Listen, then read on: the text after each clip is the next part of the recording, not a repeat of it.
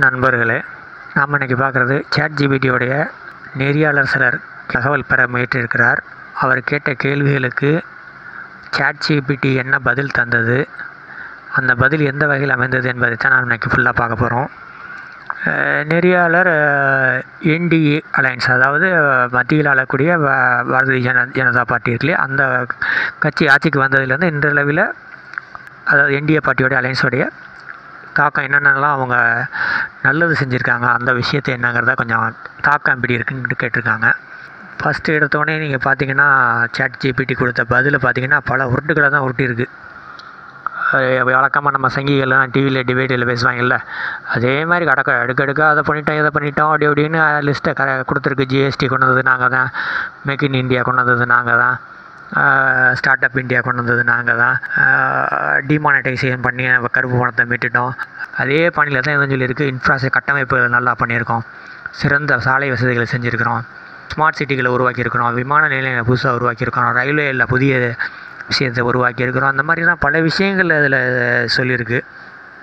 அதில் social reform, social welfare அதை பற்றி சொல்லியிருக்காங்க. ஜன் தன் யோஜனா, உஜ்வால், ஸ்வச் பாரத் இதெல்லாம் இதெல்லாம் கொண்டு வந்ததாக சொல்லியிருக்கிறாங்க. அந்த தரவுகள் நெறியாளருக்கு பிடிக்காதனால அவர் இறுதியில் என்ன கேட்குறாருன்னா, நீங்கள் கொடுத்த தகவல் எதுவும் எனக்கு திருப்திகரமான இல்லை, நீங்கள் அரசையும் அரசியல்வாதிகளையும் திருப்திப்படுத்துகிற நோக்கத்தில் தான் உங்களுடைய தரவுகள், அதாவது இந்த ரிப்போர்ட் அறிக்கை இருக்குதுன்னு அவர் சொல்கிறார். நெறியாளர் கேட்டதை அண்டர்ஸ்டாண்ட் பண்ணிக்கிட்டேன்னு சொன்னது, அது மறுபடியும் அதே தகவலை மறுபடியும் கொடுக்குது.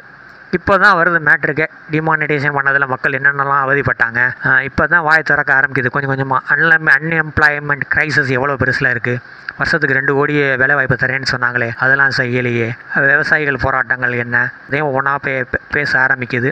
மக்கள் ஒவ்வொரு விலைவாசினால் எவ்வாறு பாதிக்கப்பட்டிருக்கிறாங்க எல்லாத்தையும் பேசுறது. கோவிட் அதை பற்றி பேசுகிறாங்க, எல்லாத்தையுமே பற்றி கொஞ்சம் கொஞ்சமாக மறுபடியும் பேச ஆரம்பிக்கிறாங்க. அப்படி கொடுத்ததுலேயும் அதுலேயும் ஒரு சில இன்ஃபர்மேஷன் நம்மளுடைய நெறியாளருக்கு சரியில்லாதனால மறுபடியும் அதட்டே கொஸ்டின் பண்ணுறாரு. உங்களுடைய இது எனக்கு ஏற்புடையதாக இல்லை, கேள்வி கேட்கும் போதே முதல்ல அதாவது ஒரு நடுநிலையாளர்னு இருக்கக்கூடிய ஒரு விஷயத்தை இருக்கக்கூடியவர் ஒரு விஷயம் ஒரு ஆளை என்ன செஞ்சாருன்னு சொல்லும் போது அவர் செஞ்சு இதை கொண்டு வந்தார், இதனால் இந்த பயன் பெற்றாங்க, இதனால் தீமைகள் இது இருக்குங்கிறதையும் சொல்லணும். ஆனால் அந்த விஷயத்தையும் அதை சொல்லாதனால தான் நெறியாளர் திரும்ப அதுகிட்ட ChatGPT கேட்கும்போது மறுபடியும் அதே தகவலை கொஞ்சம் கூடுதலாக சொல்கிறார். என்னென்னலாம் மக்கள் அவதிப்பட்டாங்க அந்த தகவல்லாம் அங்கே சொல்கிறாங்க. கிட்டத்தட்ட இந்த வீடியோ பார்த்தீங்கன்னாலே ஒரு 10-15 நிமிஷம் ஓடக்கூடிய வீடியோ. உங்களுக்காக இதை சுருக்கி தந்திருக்கேன். ஏன்னா நெறியாளர்கிட்டருந்து அந்த வீடியோ நான் வாங்கினேன். அவர் இதை ஃபுல்லாக டாக்குமெண்ட்டும் பண்ணி வச்சிருக்காரு. அதான் அதில் ரொம்ப இம்பார்ட்டன்ஸ். ஸோ கடைசியில் நம்ம வடிவேல் பாணியில் கரடி காரி துப்பியதுங்கிற மாதிரி ChatGPT ஓப்பனாக சொல்லிருச்சு, எனக்கு சொந்தமாக என்னால் சிந்திக்க முடியாதுங்க, என்ன தரவுகள் இணையத்தில் இருக்கோ அதை வச்சு தான் நான் தருவேன், அரசியல் விமர்சனம் என்னால் பண்ண முடியாதுங்க அப்படின்னு சொல்லிடுச்சு. அதனால் நான் வருத்தப்படுறேன், அப்பாலஜைஸ்ன்னு சொல்லிட்டு லாஸ்ட்டில் பாருங்க பார்த்துங்கன்னா அப்படி கொடுத்துட்டு போயிடுச்சு. அதனால் நீங்கள் இன்னும் மேலதிக தகவல் வேணால் நீங்கள் லாகின் பண்ணிவிட்டு வாங்க அப்படின்னு சொல்லிட்டுச்சு. நம்ம நெறியாளர் அதுக்கு நீங்கள் என்னங்க நடுநிலையாளர்னு நினச்சி நான் உங்கள்கிட்ட ஒரு சஜஷன் கேட்டால், அவங்கள்ட்ட இருக்கக்கூடிய என்ன இன்ஃபர்மேஷன் கேட்டால் நீங்கள் அதை ஒழுங்கான தகவல் பண்ணலை, ChatGPT யூஸுறதே நான் எதிர்காலத்தில் யூஸ் பண்ணுறதே ஒரு கேள்விக்குறி ஆயிடுச்சுங்கிற மாதிரி இப்போ வச்சுருக்காரு.